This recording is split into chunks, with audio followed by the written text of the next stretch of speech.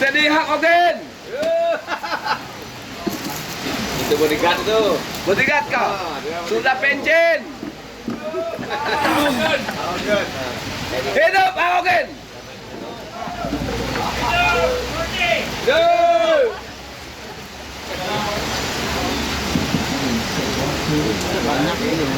Assalamualaikum warahmatullahi wabarakatuh.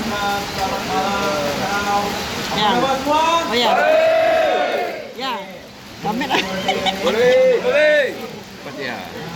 Selamatlah. Kami orang daripada Betong tadi datang. Daripada Betong semua driver dalam lebih kurang 3 jam lebih, 3 kunci kejap terus datang ke situ. Malam tadi kami ceramah di Betong. Tadi pagi pun ceramah di Betong. Besok terus kita pergi ke Mas Gading di bawah tu untuk kita berkongsi, kita bersama dengan rakan kita, saudara Mondi, untuk kita menyampaikan hasrat, menyampaikan ceramah. Kami diamanahkan untuk menyampaikan ceramah kami, insyaAllah. Tapi untuk audiens kita yang lebih wider, saya akan cakap dalam bahasa Malaysia lah. Boleh. Ramai yang faham. Nanti kalau cakap Sarawak, kita semua boleh faham kan? Terutama dalam YouTube channel saya lah. Jadi siapa yang tak kenal, nama saya Iswardi Morni. Saya adalah ahli Parti Keadilan Rakyat Petra Jaya, juga merupakan pengarah pengarah pilihan raya bagi calon P194 Petra Jaya sekarang ini, saudara Sofian Joraidi. Dan malam ini dia ada punya gerakan kerja dia.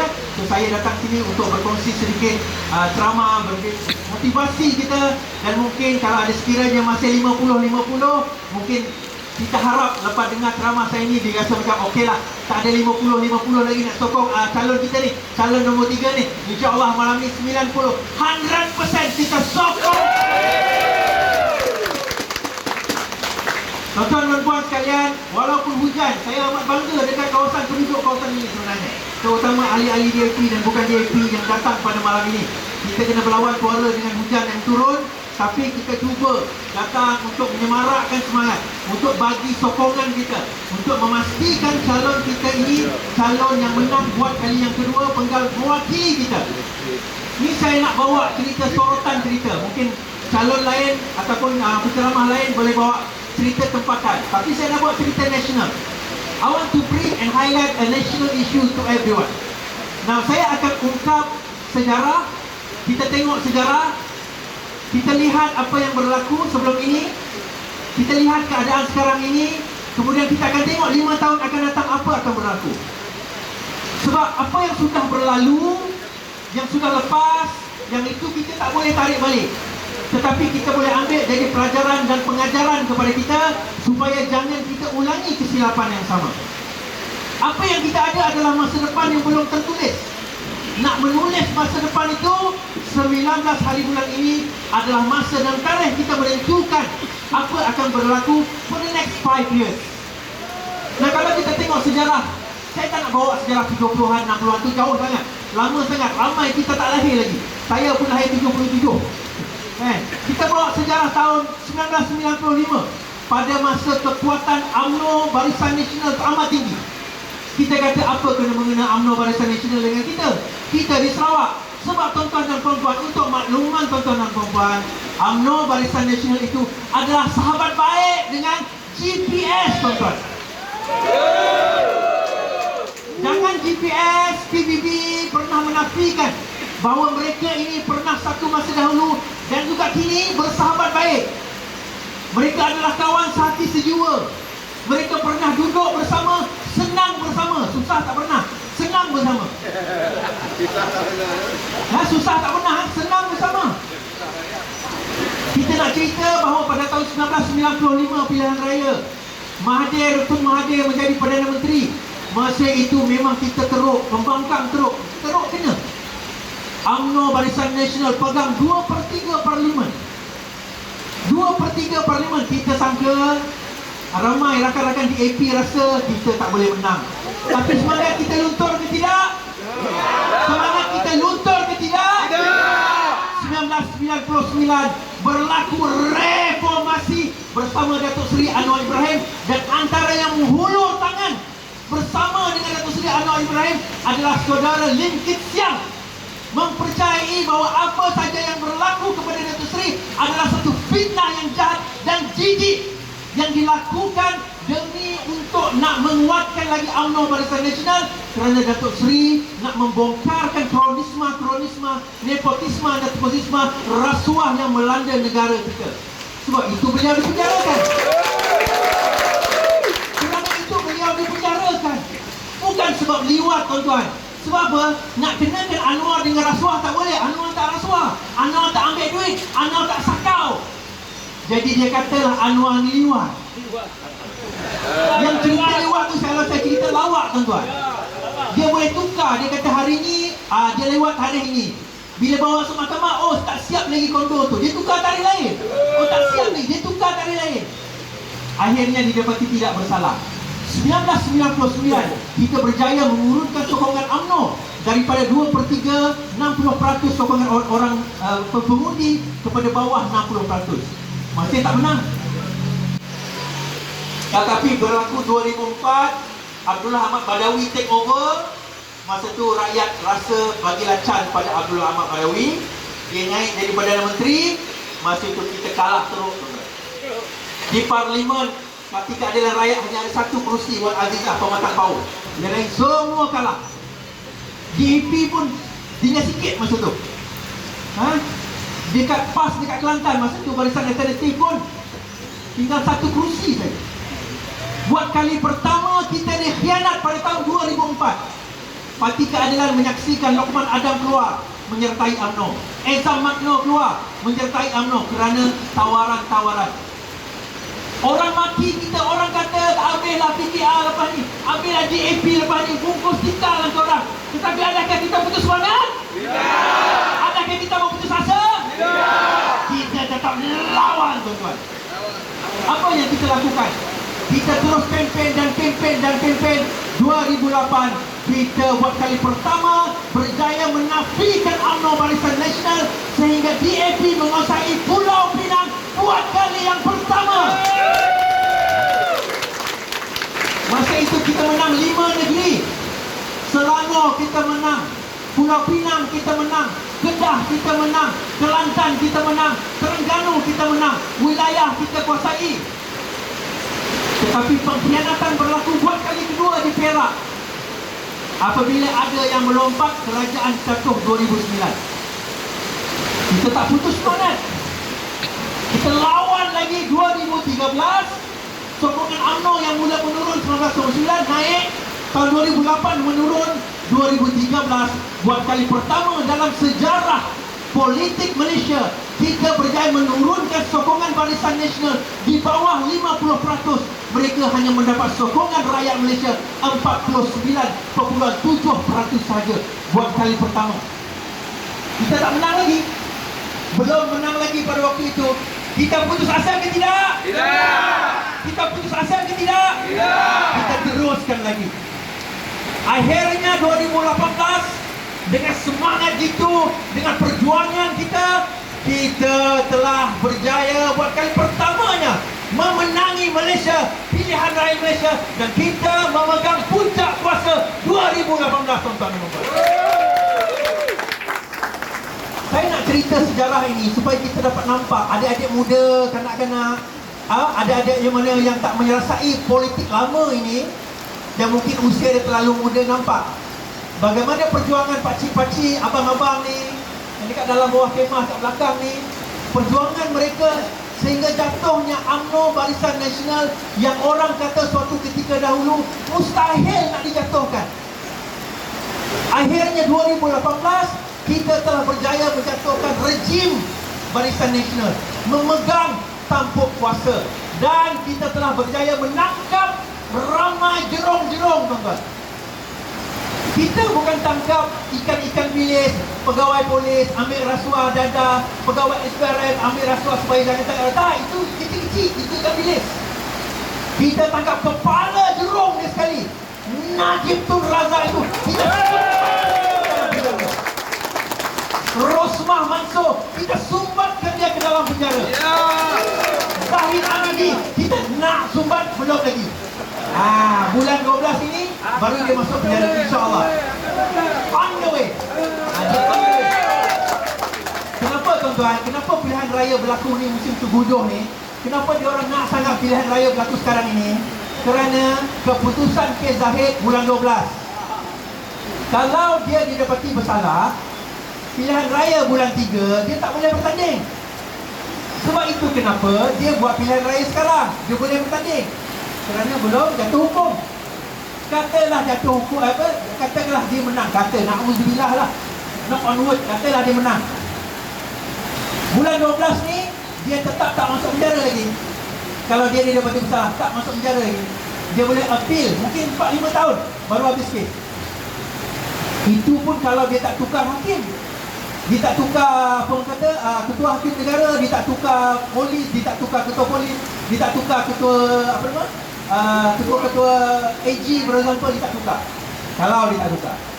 Tapi mustahil tuan-tuan dia tak tukar. 2018, kenapa pengkhianatan berlaku? Ini kita kena faham. Kenapa kerajaan kita tumbang? Ini kita kena faham. Walaupun ini berlaku di Semenanjung, tapi kita semua kena. Kerajaan kita tumbang bukan kerana Pakatan Harapan gagal 22 bulan, bukan. Kerajaan tumbang bukan kerana Pakatan Harapan tak berjaya melibatkan aspirasi, bukan. Kerajaan Pakatan Harapan dijatuhkan bukan kerana DAP. Itu alasan ultra Melayu saja. Dia kata kerana Pakatan Harapan ini dikuasai oleh DAP, dikuasai oleh China, maka kerana itu kita kena jatuhkan Pakatan Harapan. Bukan. Itu semua alasan. Pakatan Harapan dijatuhkan pada tahun 2018, 2020 kerana Pakatan Harapan komited untuk nak menangkap jerong-jerong dan menangkap syak-syak, nak menangkap orang-orang yang sakau ni dan meletakkan mereka ke dalam penjara. Itu sebab kenapa Pakatan Harapan dijatuhkan.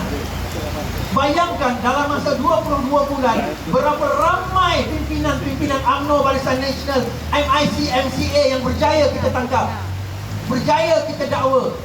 Bayangkan kalau 5 tahun kita berkuasa. Saya rasa tuan, kosong UMNO tuan-tuan. Tak ada orang dalam UMNO, semua kena tangkap. Dan pada waktu itu saya bercakap dengan salah seorang bekas pengarah SPRM. Dia kata kami sebenarnya sudah memulakan siasatan kepada pemimpin-pemimpin GPS di Sarawak. Tetapi tak sempat. Kerajaan tumbang. Tak sempat. Sebab itu saya kata kenapa tumbang kerajaan Pakatan Harapan? Kerana mereka takut dipenjarakan, mereka takut didakwa. Dan sekiranya mereka didapati bersalah, selepas ini UMNO akan tutup. UMNO tak ada orang yang akan dapat mewarisi UMNO untuk bawa mereka ke hadapan. Saya nak bagi tahu, kita risau ke kepada GPS? Kita takut ke kepada GPS? Adakah GPS itu terlalu kuat? Saya nak bagi tahu GPS tak kuat tuan-tuan. Bukti dia. Saya nak buat bukti. Sebelum 2018 di Sarawak ini, orang kata kalau guna logo Barisan Nasional, letaklah kayu, letaklah monyet, letaklah batang pokok, menang dia bertanding di bawah Barisan Nasional. Betul? Tetapi apa berlaku kepada Barisan Nasional di Sarawak? Apa berlaku kepada Barisan Nasional di Sarawak? Bukan kerang kabut lagi. Tutup. Barisan Nasional di Sarawak ini tutup tuan-tuan. Lingkup, bubar. Buat kali pertama dalam sejarah politik Sarawak, Barisan Nasional berjaya ditumbangkan tanpa melalui pilihan raya pun. Kenapa? Ketakutan pemimpin-pemimpin GPS nak dikaitkan dengan Najib Tun Razak. So saya kata dia bersama masa senang, masa susah dia tak nak. Masa senang kita kawan. Kita bersama Najib. Tapi masa Najib nak masalah, dia berdakwa, minta maaf kita pergi dulu, kita bubarkan Barisan Nasional, kita wujudkanlah GPS. Untuk makluman siapa yang tak pernah tahu, GPS tidak pernah wujud sebelum 2018. Betul? GPS hanya wujud lepas 2018. Bermakna apa yang saya nak buktikan? Kalau Barisan Nasional boleh kita tumbangkan di Sarawak melalui pertukaran kerajaan federal, apakah tidak mungkin kita membungkuskan GPS dengan memenangi federal?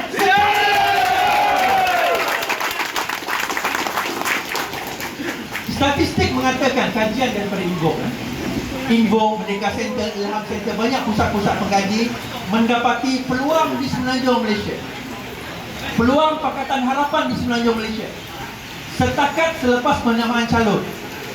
Pertama, bila dikaji selepas penamaan calon, sokongan rakyat terhadap Parti Pakatan Harapan selepas penamaan calon itu adalah lebih tinggi berbanding dengan selepas penamaan calon 2018. Maksudnya, sokongan rakyat itu sudah tinggi. Itu yang pertama. Yang kedua yang kita risau, kenapa Sarawak kalah teruk hari itu, kenapa Johor kalah teruk, kenapa Melaka tak kalah teruk, kenapa Sabah kalah terpilah, kenapa kalah teruk? Sebab pengundi-pengundi bukan Melayu kurang keluar mengundi. Dia sokong tapi tak keluar mengundi sebab COVID. Sebab itu baru-baru ini tiba-tiba naik angka COVID Dia nak takut-takutkan kita. Tak apa, kita dah vaksin, don't worry. Do not worry, we are already vaccinated. Do not worry. If you still worried, don't take the vaccine lah. But my point is this, kajian terbaru oleh Merdeka Center mendapati bahawa pengundi bukan Melayu, terutama Cina di Semenanjung Malaysia, mengatakan 87% akan keluar mengundi kali ini. Bermakna tuan-tuan, kalau pengundi bukan Melayu itu ramai, turn out dia ramai, peluang untuk kita menang itu amat tinggi. Tapi jangan kita rasa selesa. Itu dekat Semenanjung, dekat kawasan kita ni, kena bawa keluar pengundi ni. Tuan-tuan, siapa yang ada kereta, ada motosikal, ada basikal, ada beca, tolong. Jiran tak boleh bawa keluar, bawa dia keluar mengundi. Bawa dia keluar mengundi, tanya. Bawa dia keluar mengundi, pastikan dia turun mengundi. Itu. Sebab bila turn out kita tinggi, pengundi kita tinggi, maka peluang untuk Pakatan Harapan itu menang adalah amat tinggi, tuan-tuan. Itu saja. Saya nak beritahu tuan-tuan dalam satu perkara lagi. Kajian mendapati bahawa kita ada peluang menang. Secara puratanya 100 ke 110 kursi dalam pilihan raya kali ini, insya-Allah. Tetapi dalam kita nak menang benda ni, itu kajian, itu jangkaan, ramalan. Tapi ramalan pun saya meramalkan hujan malam ni. Saya tengok Google. Dia kata memang hujan malam ni. Tengok betul hujan. So kadang-kadang ramalanku benar belaka. Dan ramalan itu boleh benar kalau tuan-tuan dan puan-puan letak komitmen pada diri ni. Jangan tengok orang sebelah, jangan tengok orang depan, jangan tengok orang belakang. Tengok pada diri kita. Fikirkan berapa ramai aku nak bawa keluar mengundi, berapa ramai aku nak bantu untuk keluar mengundi. Paling kuranglah at least make yourself available to go and vote, no matter what the condition is, no matter how bad the condition is, no matter how bad the weather is. Go out and cast your vote. Itu. Kita semangat macam mana pun tak guna, tuan-tuan. Kalau 19 hari bulan nanti tak turun mengundi. Tu. Titik. Akhir sekali saya nak bawakan satu kata-kata. Negara kita sekarang ini sedang sakit.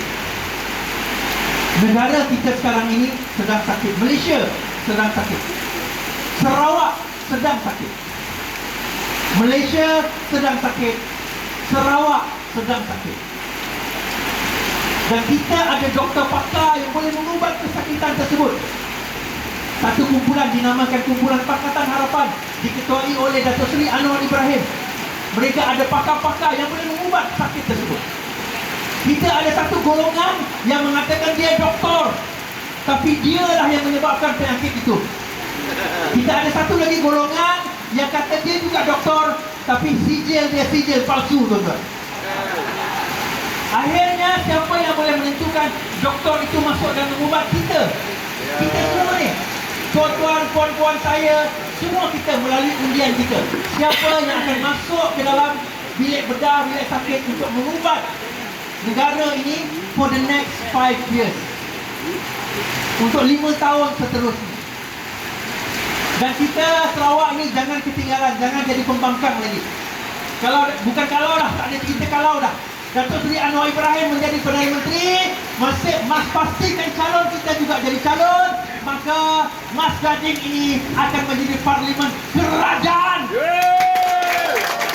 Kita akan jadi kerajaan, GPS akan jadi pembangkang.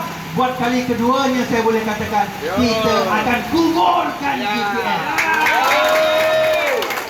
In the next PRN, Wang Sarawak Madah bergegar lututnya.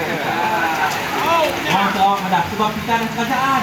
We are already the federal government, and we can make them shiver to their bones when they see us proudly, because we are the government of the day. Orang selalu ada anang lawan perintah. Ini tu bila kita menang, kita lah perintah. Tuan-tuan, kemudahan yang disediakan kita saya cerita. We don't need to tell stories pasal itu. Sebab itu komitmen saya. Saya Iswardi Murni, YouTube channel Iswardi Murni, semua social media ada.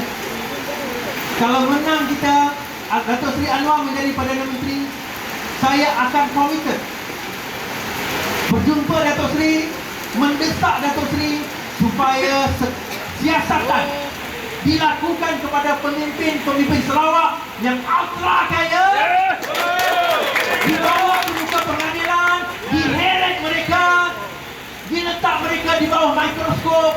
Kita lihat satu persatu kekayaan mereka. Kita lihat berapa banyak tanah dia ada, dia ambil, dia sakau. Berapa banyak duit dia ada dekat rumah dia, dekat luar negara, dalam negara. Kita ambil, kita heret mereka ke muka pengadilan. Sebab itu tuan-tuan saya kata, kenapa GPS takut kita menang? Sebab sekali kita menang, maka mereka selepas ini adalah selangkah lebih dekat kepada penjara. Kita nak bawa keadilan kepada Sarawak. Kita negeri kaya, ramai rakyat miskin. Enough is enough. Dengan itu saya tutup kata-kata yang selalu saya cakap. Bila kita kata tuan-tuan, kita nak semangat, kita dah berjuang, kita dah nampak pattern bahawa kita boleh menang, jangan pernah putus asa, jangan pernah give up. Sebab yang penting kita lawan tetap, lawan tetap, lawan sampai macam tak sia. Reformasi, reformasi, reformasi. Assalamualaikum dan selamat malam.